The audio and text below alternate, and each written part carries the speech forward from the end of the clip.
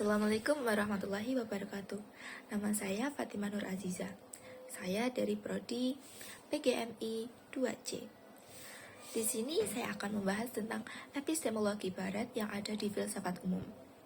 Yang pertama adalah rasionalisme. Apa sih yang dimaksud rasionalisme itu?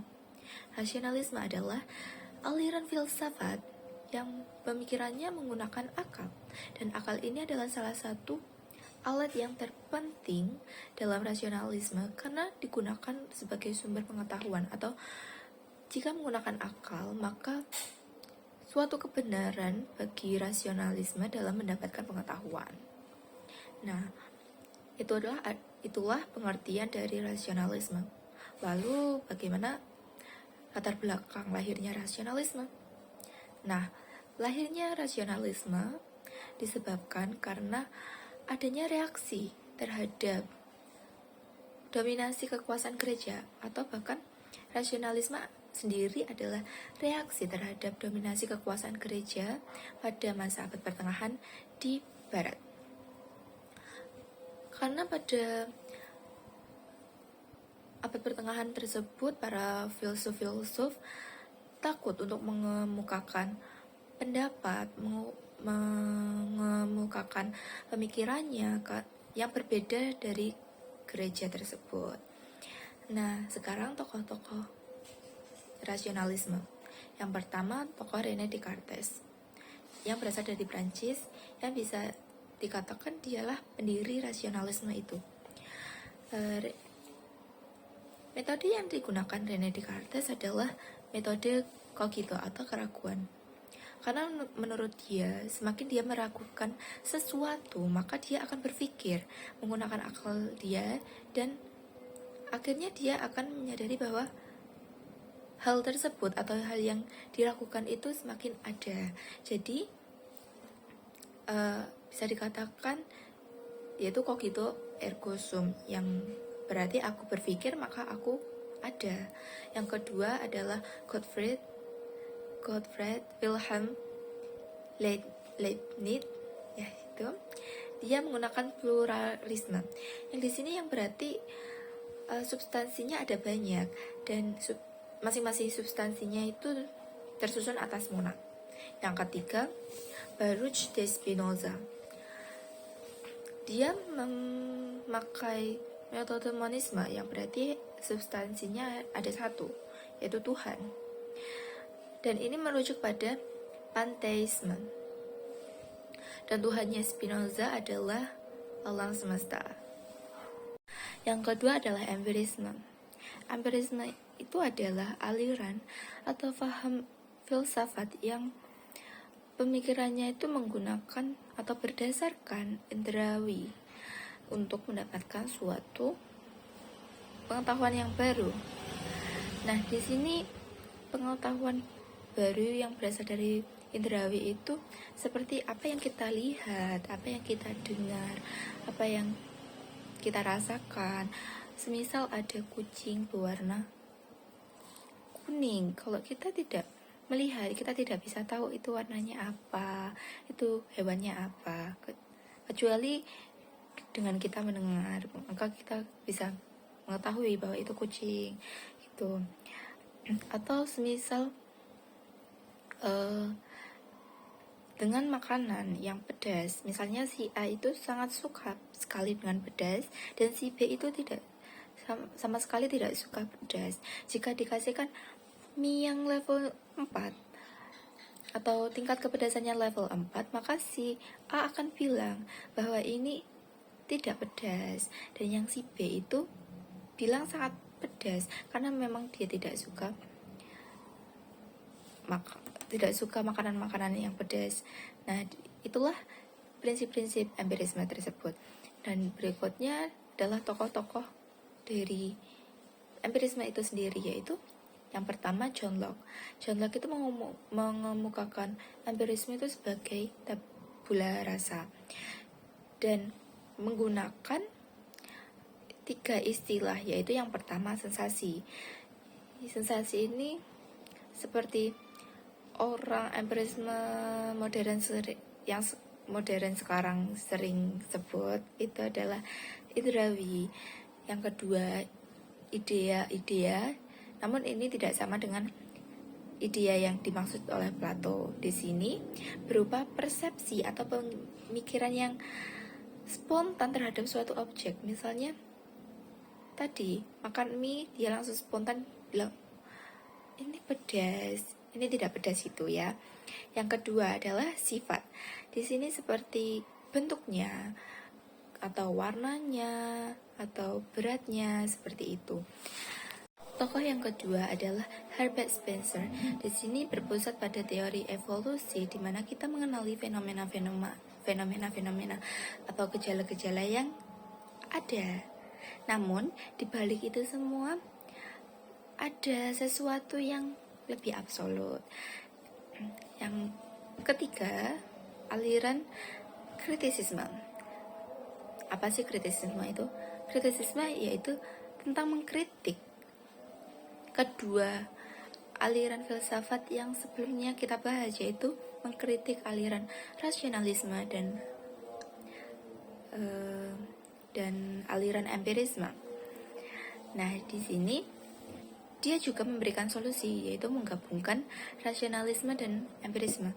Karena bagi kritisisme ini tidak cukup hanya dengan pemikiran secara menggunakan akal saja, tapi juga harus menggunakan indrawi atau rasa. Ya, seperti itu.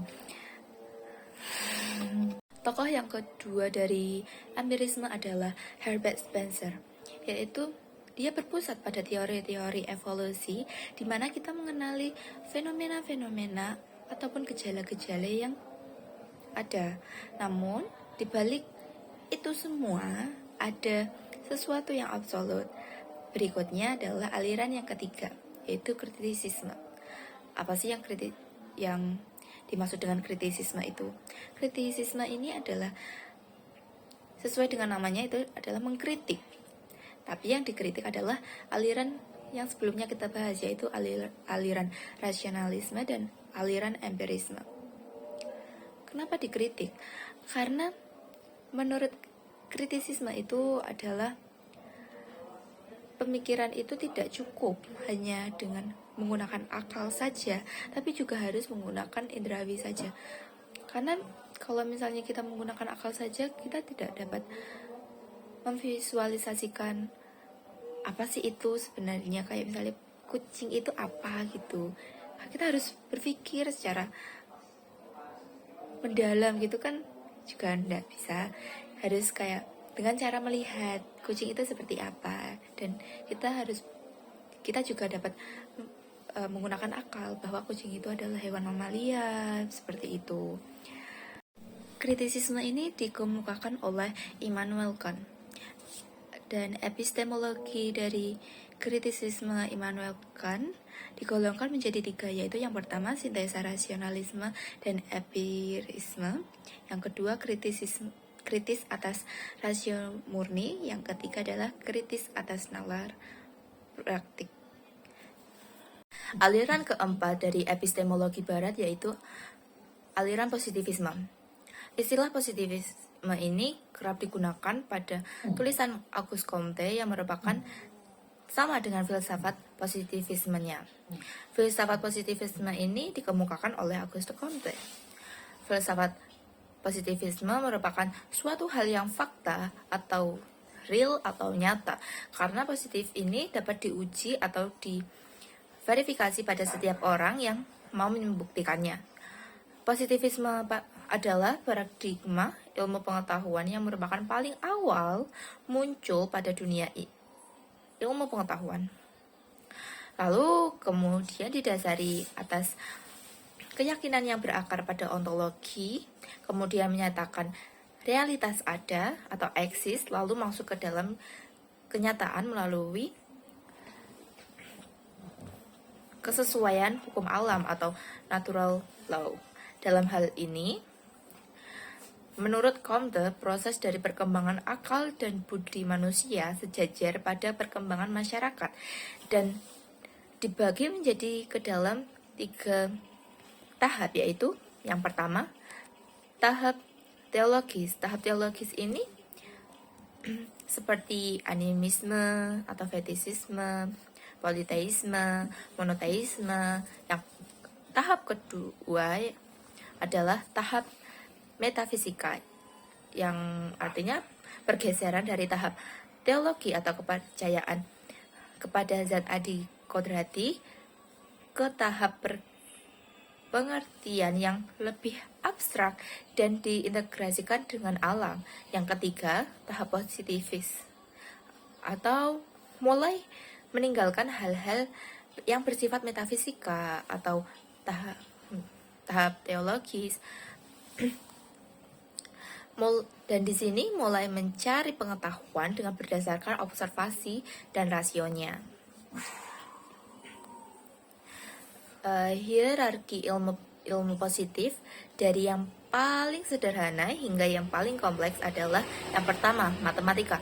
Matematika ini adalah sains universal karena dapat diterapkan untuk semua. Yang kedua, astronomi. Astronomi ini didasarkan pada matematika yang diterapkan pada semua benda fisik di angkasa. Yang ketiga, fisika yang berkaitan dengan unsur-unsur yang ditemukan di bumi. Yang keempat, kimia. Kimia ini lingkupnya lebih terbatas tapi dapat diterapkan kepada fisika. Yang kelima adalah biologi. Biologi ini menyelidik tentang makhluk hidup atau meneliti tentang makhluk hidup. Yang keenam adalah sosiologi. Sosiologi ini adalah sains baru yang secara khusus sangat diminati oleh Auguste Comte dan hendak dikembangkan untuk menyelidiki perilaku manusia sebagai makhluk sosial. Dan tokoh dalam positivisme ini adalah Auguste Comte. Aliran yang kelima dari epistemologi barat adalah filsafat eksistensialisme. Apa sih yang dimaksud dengan eksistensialisme? Eksistensialisme berarti filsafat barat modern yang memandang manusia sebagai sesuatu makhluk yang harus bereksistensi atau aktif dengan sesuatu yang ada di sekelilingnya, serta mengkaji cara kerja manusia ketika berada di alam ini dengan kesadarannya. Latar belakang munculnya eksistensialisme dikarenakan aliran rasionalisme dan idealisme hanya melihat manusia dari sisi rasionya atau jiwanya saja.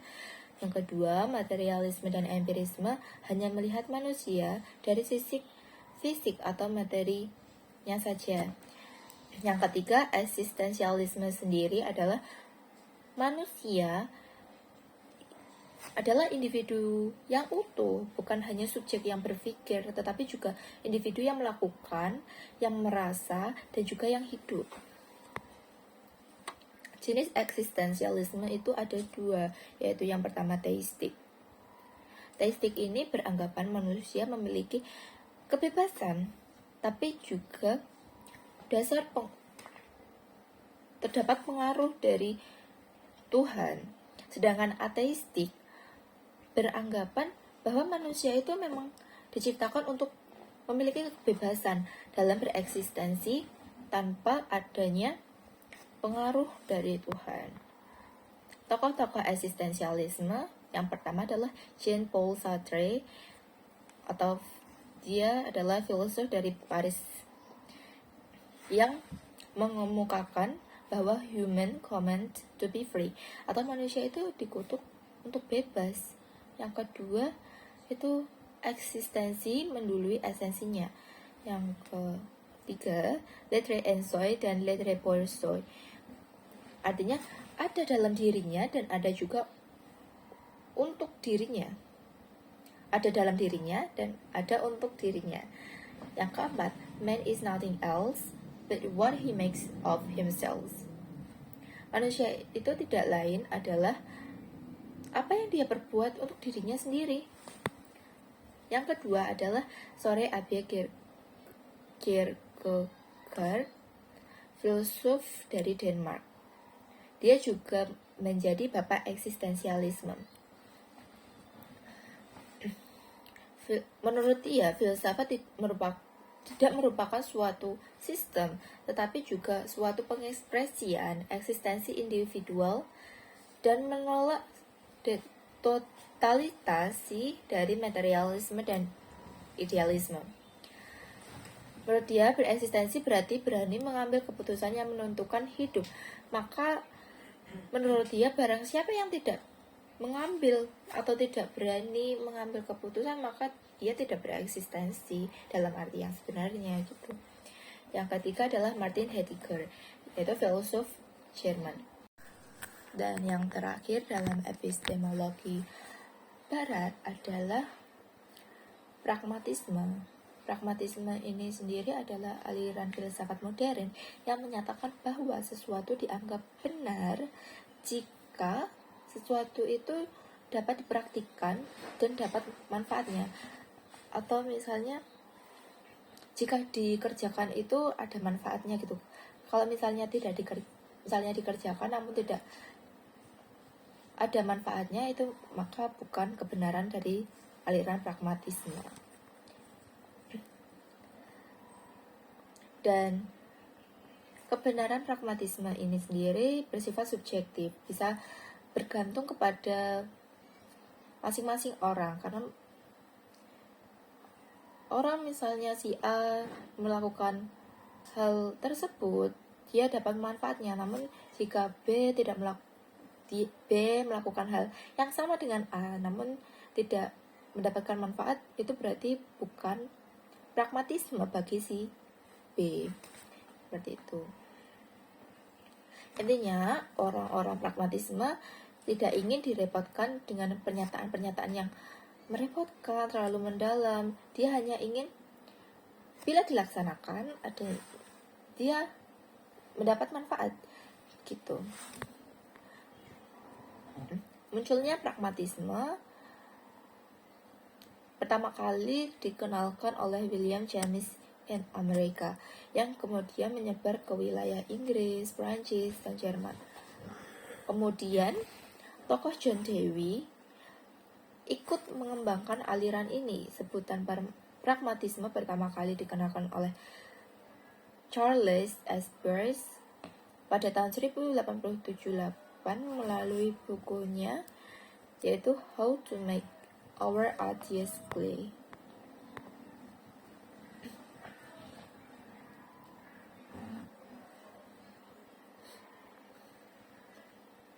Dan kebenaran korespondensi itu adalah menekankan persesuaian antara si pengamat dengan apa yang diamati, sehingga kebenaran ditemukan adalah kebenaran empiris.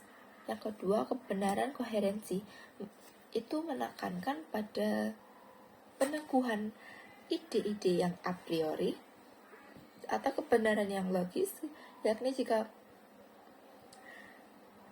proposisi yang diajukan koheren satu sama lain. Kebenaran pragmatik adalah apa yang benar, adalah apa yang berfungsi atau ada apa yang bermanfaat. Seperti yang disebutkan tadi, tokoh pragmatisme ada 3, yaitu Charles Sanders Peirce. Dia menyatakan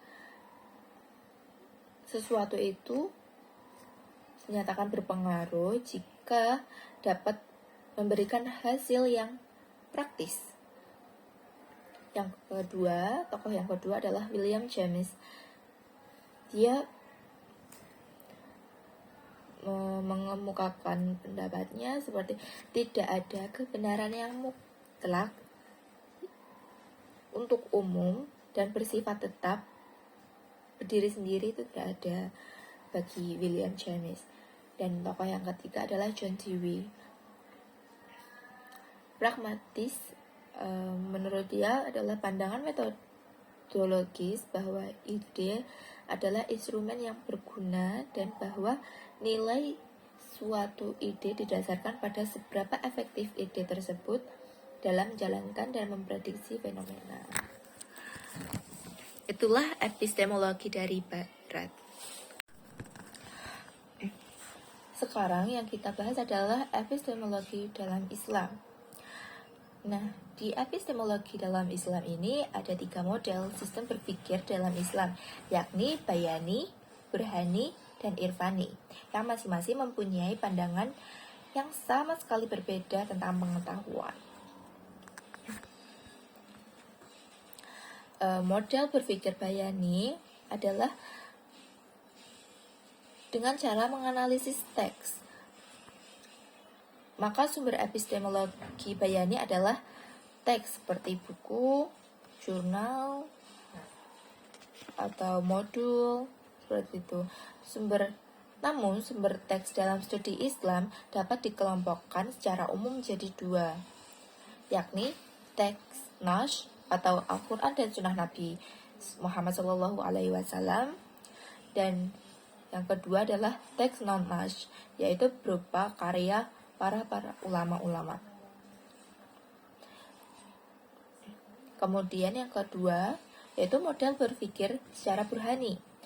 Metode burhani pada dasarnya merupakan logika atau menggunakan penalaran rasional yang digunakan untuk menguji kebenaran dan kekeliruan dari suatu pernyataan atau teori ilmiah seorang dan memperhatikan keabsahan dan akurasi pengambilan kesimpulan ilmiah. Yang ketiga adalah model berpikir Irfani. Irfani dalam bahasa Arab bermakna semakna dengan ma'rifah yang diartikan al-ilm. Di kalangan sufi, kata irfan dipergunakan untuk menunjukkan jenis pengetahuan yang tertinggi yang dihadirkan ke dalam qalb dengan cara kash atau ilham.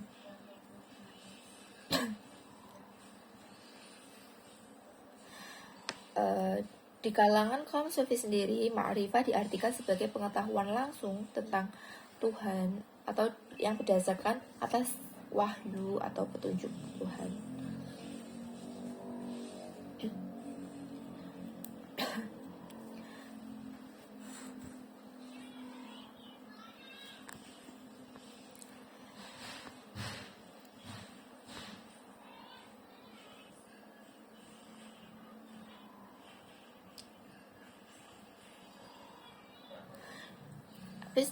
Epistemologi dalam dunia barat tersebut memperlihatkan bahwa pengetahuan berpusat pada 2 hal, yaitu indera dan rasio. Ini menunjukkan bahwa pusat dari epistemologi barat adalah manusia itu sendiri. Sedangkan di dalam Islam, epistemologi tidak berpusat kepada manusia, karena manusia bukanlah makhluk yang mandiri yang dapat menentukan kebenaran seenaknya gitu. Jadi semuanya itu berpusat kepada Allah. Di satu pihak, epistemologi Islam berpusat pada Allah, dalam arti Allah adalah sebagai sumber pengetahuan dan sumber segala kebenaran. Namun bukan berarti manusia itu tidak penting.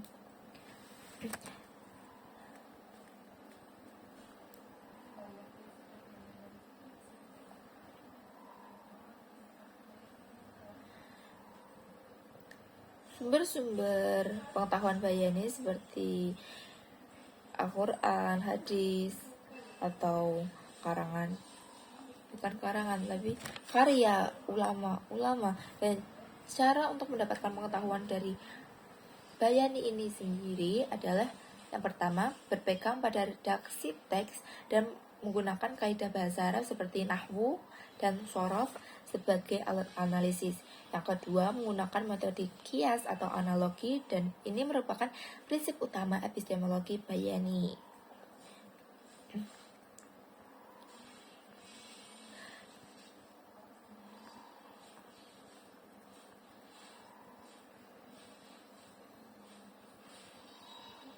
Sedangkan Irfani, cara memperoleh pengetahuan Irfani itu adalah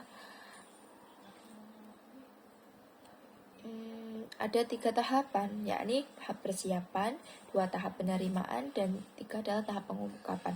Tahap persiapan ini merupakan jenjang kehidupan spiritual yang harus dilalui oleh seorang salik atau abid yang menurut Suhrawati berangkat atau dimulai dari taubat, wara', zuhud, fakir, sabar, tawakal, dan ridho. Selanjutnya adalah tahap penerimaan, di mana seseorang akan memperoleh limpahan pengetahuan langsung dari Tuhan secara iluminatif atau noetik. Pada tahap ini, seseorang akan memperoleh realitas kesadaran diri yang sedemikian mutlak. Dengan kesadaran itu, ia mampu melihat realitas dirinya sendiri sebagai objek yang diketahui, dan tahap terakhir adalah pengungkapan, yaitu di mana pengalaman mistik diinterpretasikan dan diungkapkan kepada orang lain melalui ucapan ataupun tulisan.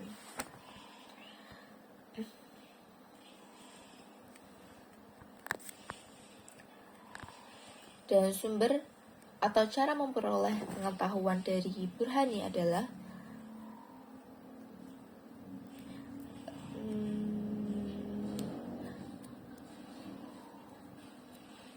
yaitu ditempuh dengan jalan rasio dengan dalil logika, memberikan penilaian dan keputusan terhadap informasi-informasi yang melalui indera. Ciri utama Burhani adalah silogisme, tetapi silogisme tidak mesti menunjukkan Burhani. Silogisme adalah suatu bentuk argumen di mana dua proporsi yang disebut premis ditunjukkan bersama sedemikian rupa sehingga sebuah keputusan atau konklusi pasti menyertainya.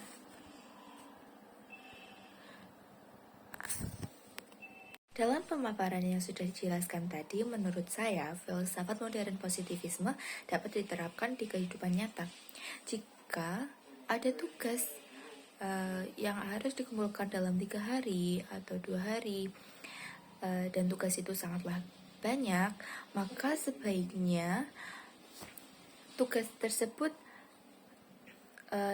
istilahnya dicicil atau dikerjakan sedikit demi sedikit, atau bahkan berusaha untuk menyelesaikan secara maksimal supaya tidak ada stres pada waktu hari hanya atau hari pengumpulannya.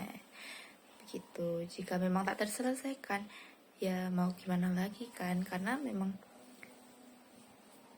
waktunya misalnya kurang seperti itu. Dan mungkin saja kemampuan seseorang tersebut hanya sampai sebatas itu, jadi tugasnya tidak terselesaikan.